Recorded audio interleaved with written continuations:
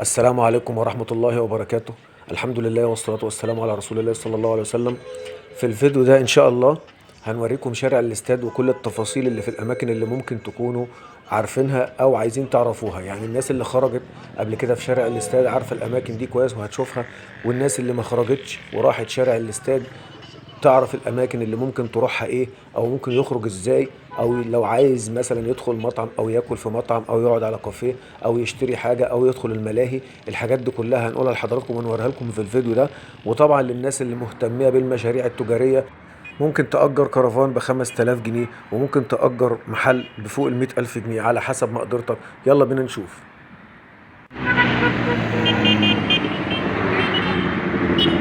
طبعا ده شارع الاستاد، مطعم وطنية، مطعم الوطنية للمشويات.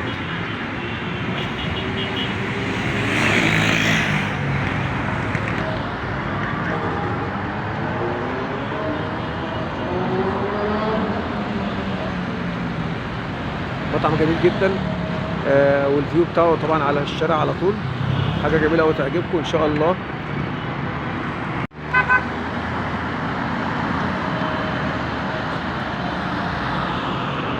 ده سيمفوني كافيه ومطعم سي جريل للأكلات البحرية طبعا.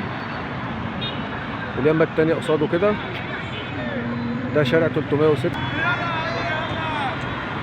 بيبقى فيه ملاهي طبعا للأطفال هنشوفها دلوقتي.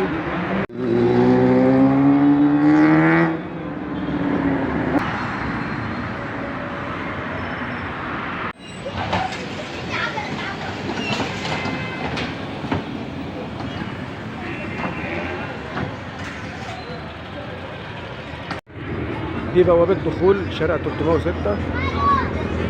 في شارع 306 ده ممكن تعمل فرح فيه. يعني عايز اقول للناس برضو معلومة ان في ناس ممكن تأجر يعمل خطوبة كده، او يعمل فرح كده ويأجر من الناس اللي جوه او من الإدارة اللي جوه، وممكن تأجر محل تجاري او اي نشاط تجاري يعني.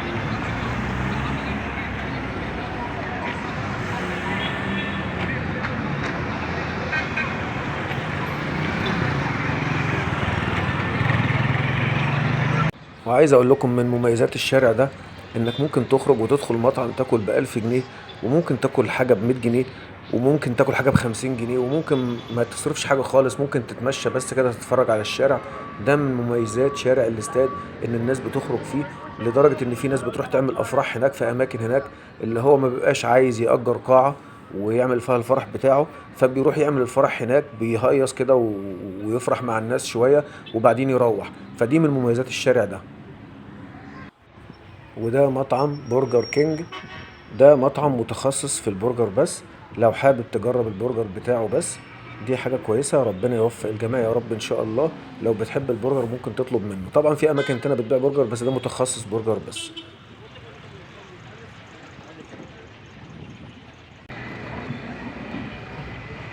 دي الإدارة بتاعت الشارع اللي هو شارع الكرفانات.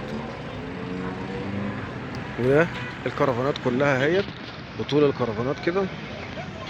وهي دي المنطقة اللي بقول لحضراتكم عليها.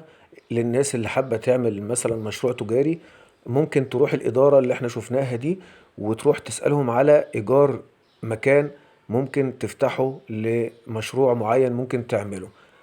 بتلاقي الأسعار اللي انت عايزها كلها، وبتسأل وبتشوف الدنيا تمشي معاك ازاي على حسب النشاط بتاعك. فهو المكان جميل جدا وينفع للمشاريع التجارية. والمكان بالنهار بيكون أجمل من كده كمان، لكن هو طبعا الشغل بيبقى أكتر بالليل، وبيبقى بالنهار حاجة جميلة كده ومفتوحة والجو مفتوح. هو في آخر شارع الاستاد.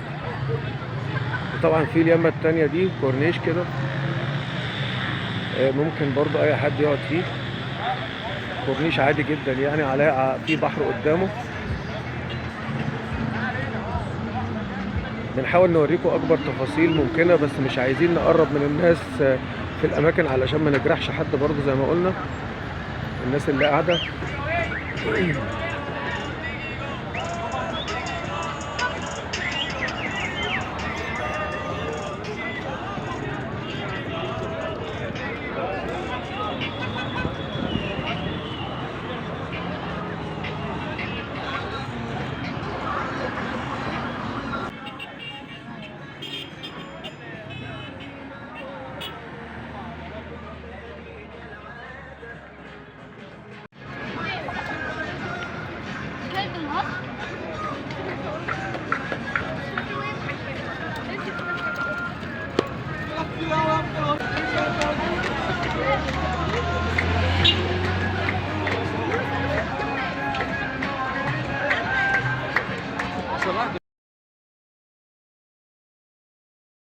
والمكان ده طبعا اللي هو المنطقة الخاصة بالكرفانات دي، المكان ده من سنتين ما كانش موجود، او من سنتين ثلاثة ما كانش موجود. يعني دي حاجة كويسة ان الدنيا بتتفتح وبيفتح فرص كتيرة اكتر للشباب وللناس اللي عايزة تشتغل، اصحاب المشاريع او الناس اللي بتشتغل كعمالة او مديرين اماكن او غيره. يعني بيفتح فرص كتيرة وبيفتح فرص للناس اللي بتخرج انها تغير اماكن، واماكن محترمة زي ما انتم شايفين كده. وغير مفهوم الخروج في طنطا بعد ما كان بيبقى في أماكن وشوارع مقفولة. بقى دلوقتي الخروج في أماكن مكشوفة ومفتوحة، والطابع الجمالي بتاعها حاجة كويسة برضه، اللي هو يعني بتحسسك إن أنت في مكان سياحي على المدن الساحلية يعني. ربنا يرزق الجميع ويوفق الجميع يا رب إن شاء الله، ويصلح الحال ونتطور أكتر من كده إن شاء الله. وفي نص شارع الاستاد بتلاقي محل حلويات دهب وجنبيه منه العروبة. وجنب محل حلويات دهب طبعا في جراج واسع كده، في جامع هناك، جامع حلو قوي. الجامع ده ممكن تعمل فيه فرح، فيه صالة كده بره الجامع مكشوفة بكراسي وكده، ممكن تعمل فيها فرح او كاتب كتاب. وان شاء الله في فيديو تاني بعد كده نحاول نشوف تفاصيل الموضوع ده ونقول لكم على التفاصيل بتاعته، ممكن يعني ينفع ناس كتير. وبالنسبة طبعا للناس اللي هي ممكن تكون حابة تعمل مشروع او تفتح النشاط بتاعها او تعمل فرع اخر للنشاط بتاعها في شارع الاستاد، ممكن يسأل هنا في الاماكن دي او في نص الشارع ده على محلات للايجار. بيبقى في محلات للايجار، انا شفت وقتها في محلات اساسا معلنة ان هي للايجار. فممكن تجرب الموضوع ده وتشوف، وان شاء الله يوفق الجميع يا رب ان شاء الله.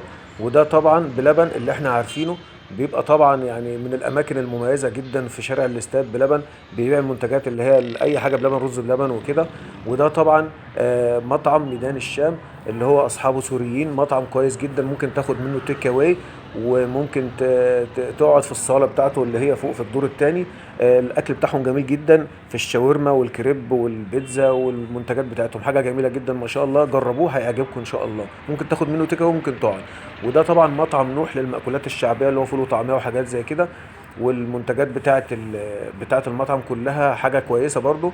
وفي جنبيه تاني مطعم ورا شويه في مطعم برضو فول وفلافل اللي هو ادم، حاجه كويسه برضو، انا جربته حاجه كويسه جدا ما شاء الله. وجربنا برضو ميدان الشام، ميدان الشام ده حاجه كويسه جدا. ودي طبعا الملاهي بتاعه اللي هي في اول شارع الاستاد، الملاهي دي اللي هي في حديقه الطفل في الاول. الملاهي دي طبعا بتقطع تيكت دخول كده، حاجه رمزيه، رسوم رمزيه، وبتدخل تأجر لعبه للاطفال. وبكده نكون خلصنا جولتنا في شارع الاستاد. يا رب يكون مجهودنا جه بفايده او بمعلومه لبعض الناس او للناس. يا رب ما تنسوناش في الاشتراك في القناه. اشتركوا في القناه وتابعوا الفيديوهات اللي جايه ان شاء الله، نقدر نفيدكم بمعلومه ان شاء الله. ولايك للفيديو، واشوفكم على خير ان شاء الله. السلام عليكم.